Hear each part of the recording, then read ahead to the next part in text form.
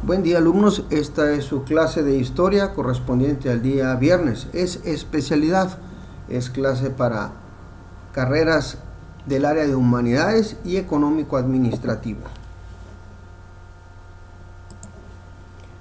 Estas preguntas las tienes en tu guía, precisamente las páginas que están con fondo verde. Vamos a repasar lo indispensable. Dice: señala la opción que completa correctamente el enunciado acerca de un filósofo presocrático. Bien, en tu guía, así como en tu examen, te encontrarás algunos reactivos referentes al área de filosofía. Vamos a completar la frase, aquí ya la tenemos resuelta. Zenón, aquí tenemos el año en que vivió. Zenón buscaba demostrar cómo un ser único era el principio de todas las cosas, a lo cual consideraba que era inmutable y eterno. Lo hizo en forma de paradojas. Estas constituyen un tipo de pensamiento que intenta demostrar una cosa y termina en lo contrario. Solo tienes que recordar este filósofo, Zenón, y el hecho de que buscaba un principio universal que le daba origen a todas las cosas y decía que era inmutable y eterno. No fue el único en esta búsqueda. Otros como Hesíodo, otros filósofos como Heráclito buscaban este principio que diera origen a todas las cosas. De hecho, es por esta época más o menos cuando surge la palabra átomo, ¿verdad? Que significa sin división, la raíz griega. Vamos a repasar algunos filósofos. De Hesíodo, fue un poeta de la antigua Grecia. Su datación en torno al año 700 antes de la era común es discutida. Se le considera el primer filósofo griego. Hesíodo se eleva por encima de las concepciones religiosas primitivas, aproximándose al pensamiento filosófico que pretende interpretar la realidad por medio de categorías conceptuales permanentes. Entonces, entre toda la poesía y el panteón griego, Hesíodo es el precursor de la filosofía, ¿sí? Busca categorías conceptuales, algo que dé un origen más coherente ante la diversidad que el politeísmo en esa época ofrecía para interpretar el mundo. Tenemos a Protágoras. Protágoras de Abdera fue un sofista griego admirado, experto en retórica, que recorría el mundo griego cobrando elevadas tarifas por sus conocimientos acerca del correcto uso de las palabras u ortoepía. Platón le acredita como el inventor del papel del sofista profesional o profesor de virtud. La escuela de los sofistas realmente lo que enseñaban era hablar bien y convencer a la gente de que lo que uno decía era lo correcto. Mire, pues, los políticos son expertos en sofismo, ¿verdad? No hay que confundir a alguien que hace un uso del lenguaje con el solo propósito de convencer, a alguien que usa el uso del lenguaje correctamente y que está convencido de la verdad que transmite. Continuamos. Zenón de Elea fue un filósofo griego y discípulo directo de Parménides de Elea. No estableció ni conformó ninguna doctrina de su propia mano, famoso por sus intrincadas paradojas que discuten la pluralidad de entes y en algunos casos el movimiento. Es un precursor del relativismo. Pitágoras fue un filósofo y matemático griego considerado el primer matemático puro. Contribuyó de manera significativa en el avance de la matemática helénica, la geometría, la aritmética, aplicándolas a la teoría de pesos y medidas, a la teoría de la música o a la astronomía. No podían faltar Sócrates, Platón y Aristóteles. Sócrates fue un filósofo clásico griego considerado como uno de los más grandes, tanto de la filosofía occidental como de la universal. Fue maestro de Platón, quien tuvo a su vez a Aristóteles como discípulo, siendo estos tres los representantes fundamentales de la filosofía de la antigua Grecia. Sócrates fue el padre de la filosofía política y de la ética, y es la principal fuente de todos los temas importantes de la filosofía occidental en general. Quizás su contribución más importante al pensamiento occidental es su modo dialéctico de indagar, conocido como el método socrático o mayéutica, el cual aplicaba para el examen de conceptos morales clave, tales como el bien y la justicia.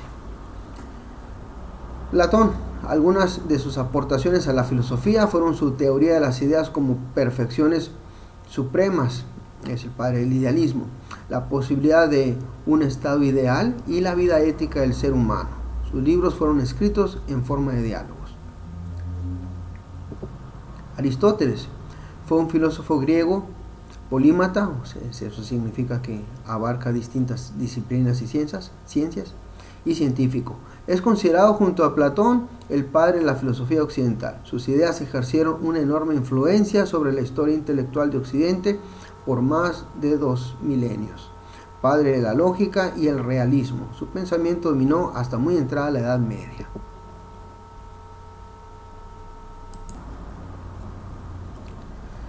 Selecciona la opción que relaciona correctamente la corriente filosófica griega con su representante y los valores que determinan el bien y la forma de vivir. Aquí ibas a arrastrar algunas opciones. El punto es que el resultado final te debía de quedar así. Eudemonismo, si te fijas aquí, tiene una raíz demon, que es, de ahí viene la palabra demonio, pero hay que entenderlo. En Grecia, demonio no significaba lo que en nuestra cultura cristiana significa, ¿verdad? Más bien hacía referencia a una voz interior que en general los historiadores coinciden que se refiere a la conciencia, a la voz de la conciencia, por así decirlo. Dice, uno con A con B. Eudemonismo, Aristóteles, el bien es aquello que nos hace felices. Mientras que 2BA, hedonismo, Epicuro, el bien reside en el placer, que es el fin y el fundamento de la vida. Aquí, si notas la diferencia, Epicuro te dice que lo que es bueno es lo que te da placer, mientras que Aristóteles dice que lo que es bueno es lo que te va a hacer feliz. Eso significa que no todo lo que nos hace, lo que nos brinda placer nos hace felices a fin de cuentas. Mientras que Epicuro tenía una filosofía basada en el placer inmediato, Aristóteles tenía una filosofía basada en el bienestar. Opción que ordena cronológicamente los filósofos de manera correcta. Platón, en la época clásica de la filosofía griega, Nicolás Maquiavelo en el Renacimiento, Friedrich Hegel en la Edad Moderna y Martin Heidegger en la época contemporánea. Ahí los tenemos ordenados.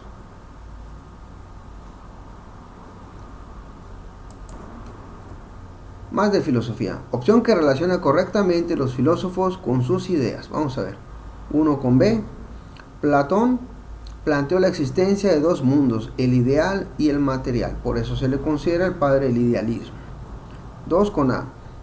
Nicolás Maquiavelo, su obra se centró en el arte de gobernar, aconsejando a los gobernantes ser más crueles y despiadados que sus súbditos.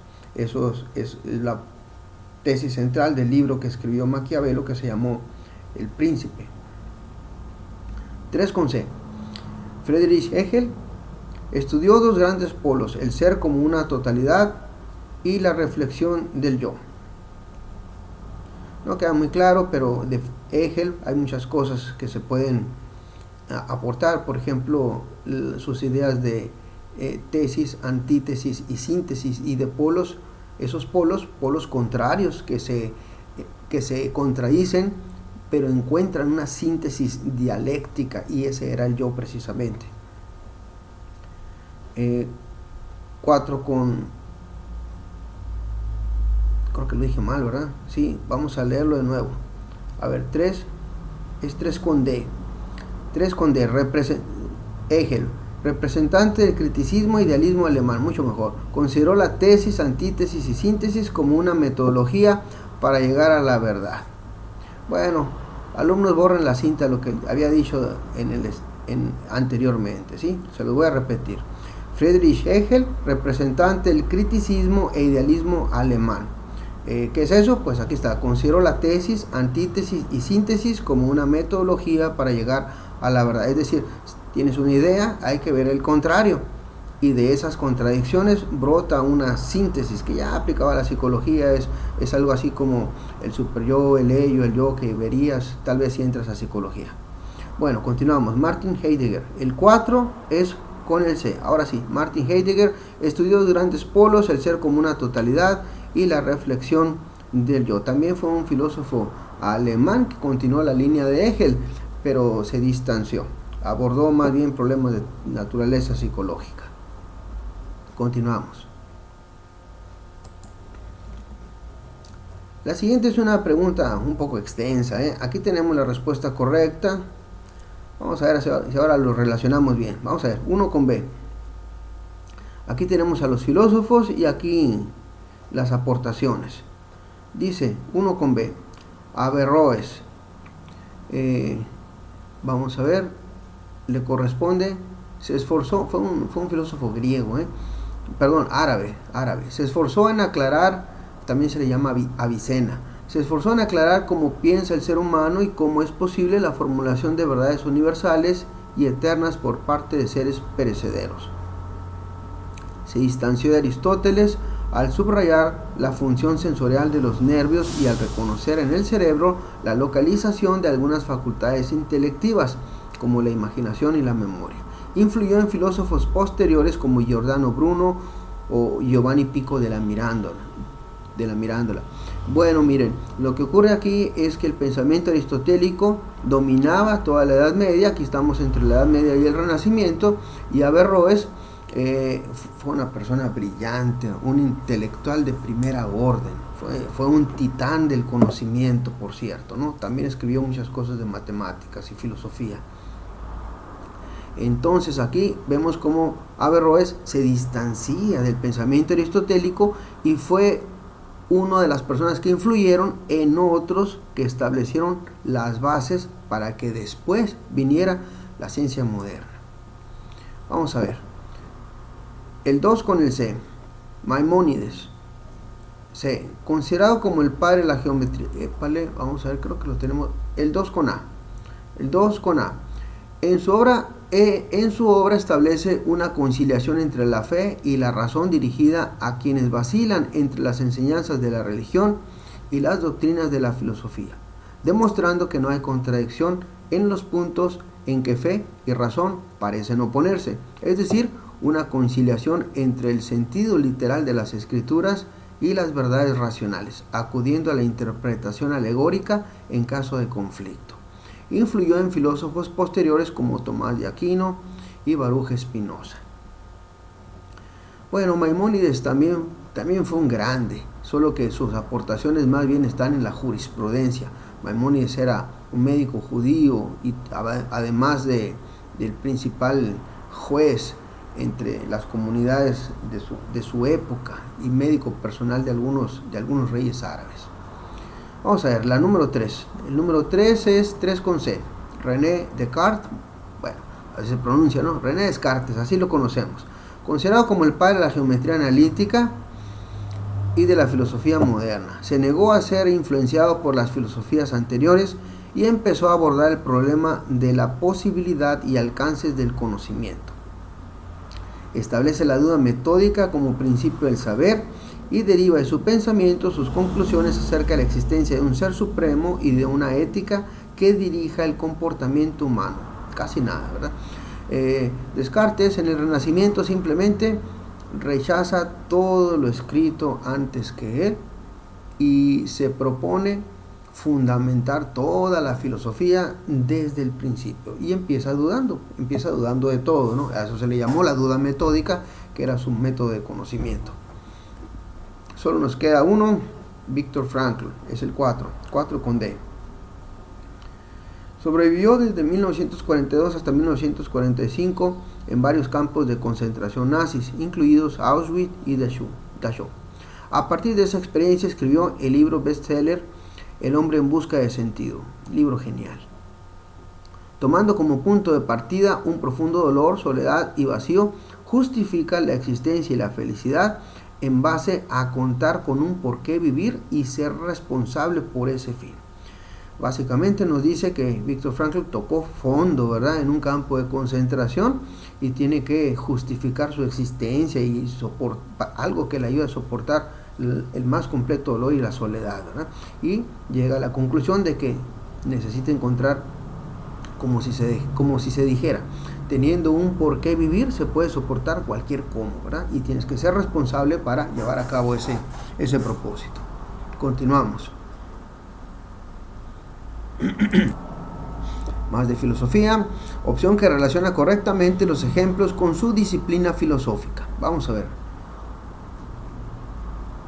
El 1 con A y B. Lógica.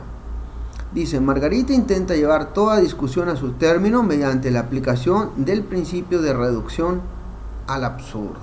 Bueno, es un principio para llevar el conocimiento, así que le ponemos lógica.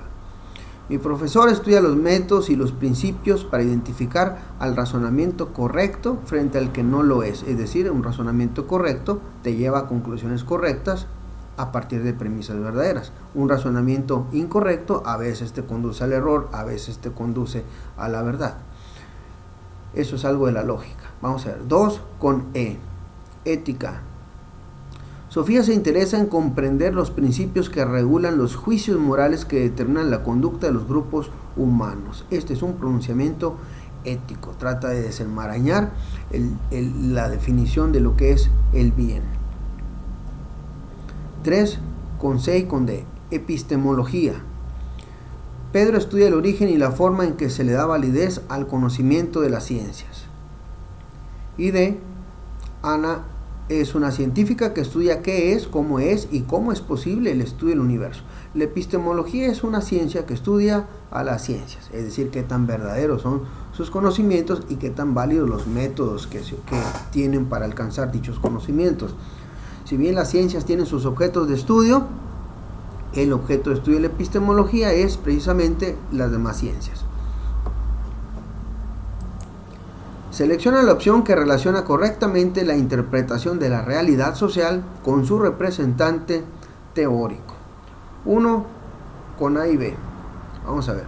Interpretación comprensiva, Max Weber, teoría de los tipos ideales. Así que la teoría de los tipos ideales de Max Weber interpreta comprensivamente la realidad. 2 B con A. Interpretación crítica, Theodor Adorno, aplicación ética del conocimiento científico y tecnológico. Entonces, la aplicación ética del conocimiento científico y tecnológico de Theodor Adorno interpreta críticamente la realidad. Veamos un poco más.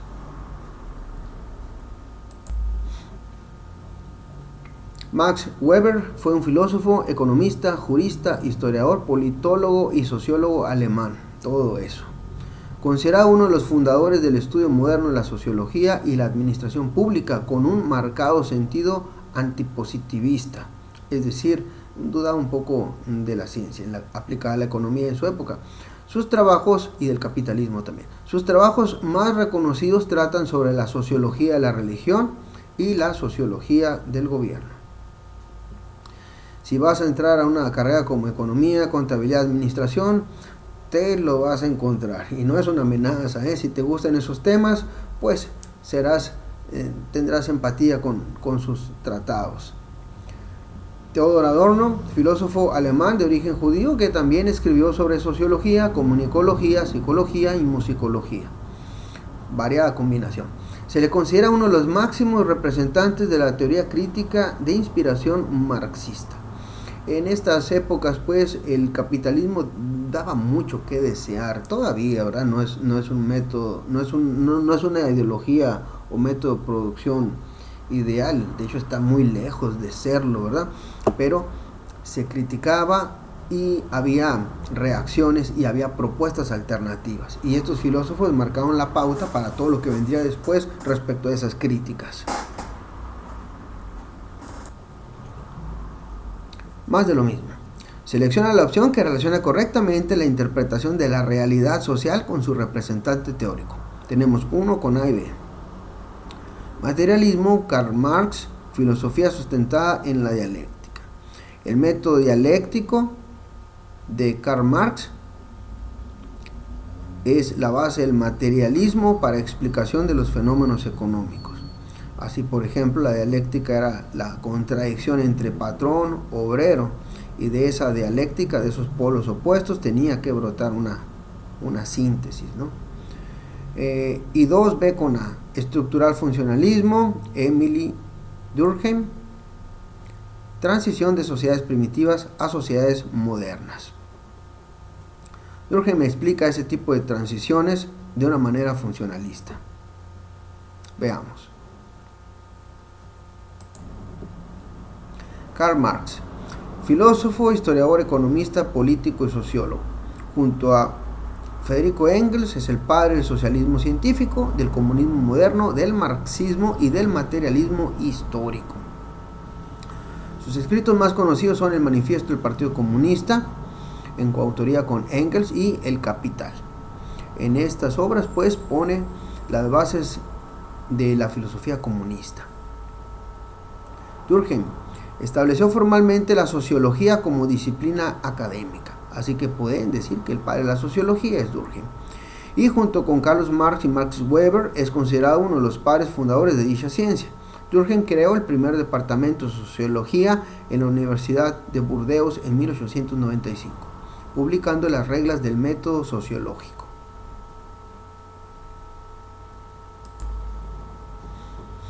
Ya dejando a un lado atrás los filósofos y los economistas, veamos la siguiente pregunta. Señala la opción que relaciona correctamente cada ejemplo con la fase de investigación que corresponde. Ya tenemos algo más experimental. Un tema, la televisión y el niño.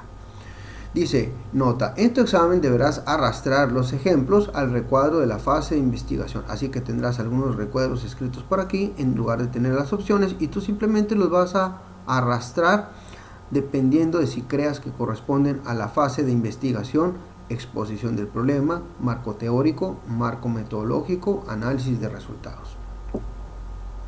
Entonces, vamos a ver, 1 con C. 1 con C. Exposición del problema, vamos a ver, es determinar las funciones y gratificaciones que la TV tiene para el niño en la escuela X. Esa es la exposición del problema. Ese es el objetivo. 2 con A, marco teórico. Informe de diferentes investigaciones acerca del uso que el niño le da a la TV. Esos son conocimientos precedentes que justifican tu experimento. 3 con B, marco metodológico, diseño no experimental, transversal, correlacional.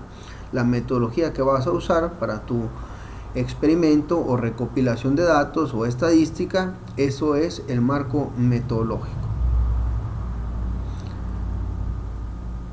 4 con D, presentación de la información obtenida en histogramas y gráficos circulares. Ese es el análisis de resultados, que por ser un grupo poblacional va a ser un método estadístico, y el resultado se habrá de presentar así, en forma de gráfica de barras o en forma de cualquier gráfica.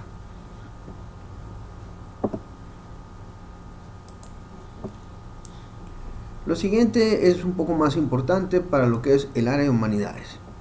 Lea los siguientes acontecimientos que datan de la Segunda Guerra Mundial a la posguerra fría y señala la opción correcta cronológicamente.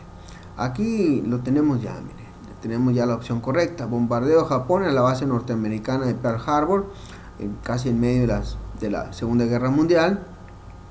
Neil Armstrong es el primer hombre en pisar la luna, ya pisándole los pies al inicio de la década de los 70, en 1969.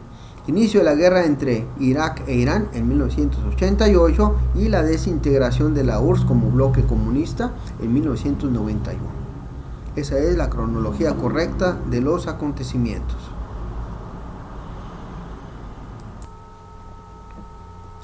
Siguiente pregunta, clasifica las imágenes de los horizontes culturales según el periodo al que correspondan.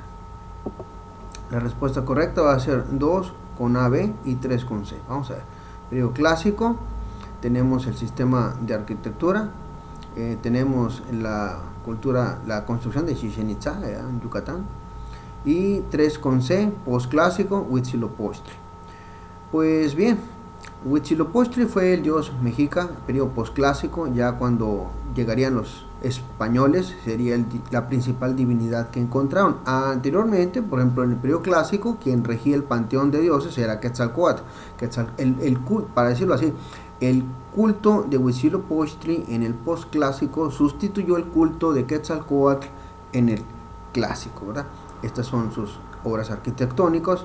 En el preclásico no viene nada, pero podemos decir que es cuando apenas se están juntando las comunidades agrarias y apenas iba a empezar la construcción. Las pirámides en sí pertenecen a lo que es el periodo clásico. El preclásico es mucho más rudimentario. Continuamos.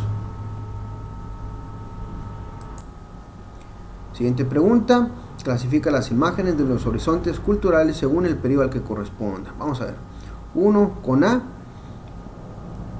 Periodo preclásico. En efecto tenemos 3 zapotes, la Venta y San Lorenzo, que son de la cultura olmeca, ¿no? La cultura olmeca, si recuerdas tu clase de historia de México, lo que se grabó es la madre de las culturas, es la cultura madre, así que corresponde al periodo preclásico. Y 3 con B y C. En el posclásico tenemos Huitzilopochtli y Tenochtitlan, que sería la ciudad que conquistarían los españoles a su llegada.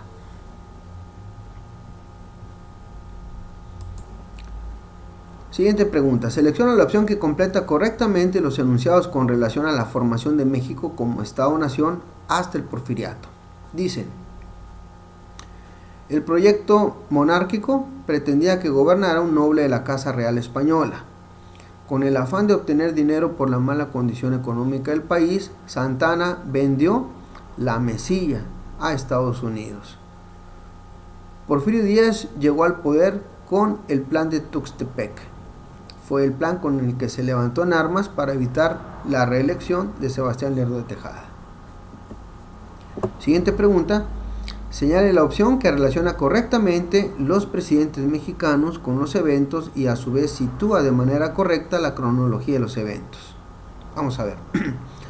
Lázaro Cárdenas, Adolfo Ruiz Cortines, Gustavo Díaz Ordaz, Carlos Salinas de Gortari, era la sucesión cronológica correcta, ¿sí?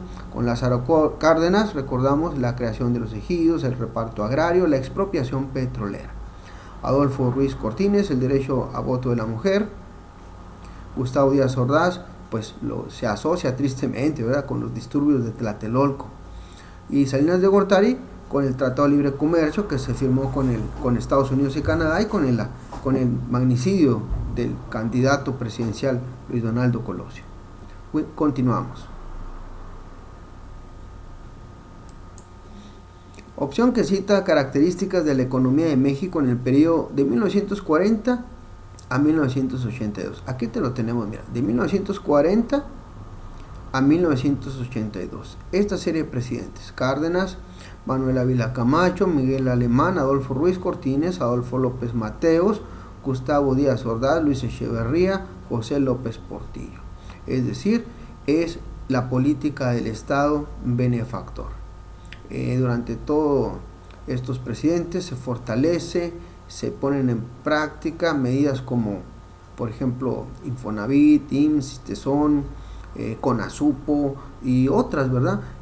Todo esto en general son buenas medidas, pero es una pena que se desalentó la iniciativa privada, ¿no? Sino que el Estado empezaba a darle todo a los ciudadanos. Entonces los mexicanos pues tomaban y poco se fortalecía el carácter emprendedor. Continuamos.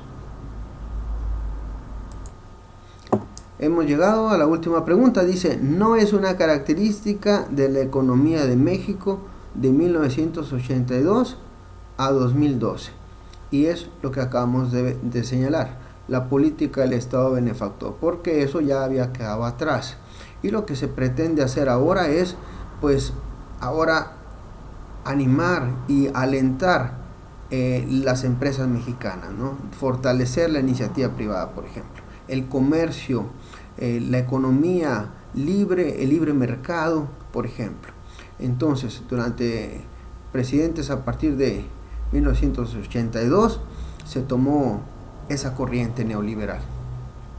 Perdón, esa corriente, sí, el neoliberalismo también, ¿verdad? Pero más que nada es que se deja de practicar la política a gran escala del Estado benefactor. Bueno, hasta aquí hemos terminado. Debes de completar tu hoja de ejercicios y continuar con tus clases. Estudiar, el tiempo pasará rápido.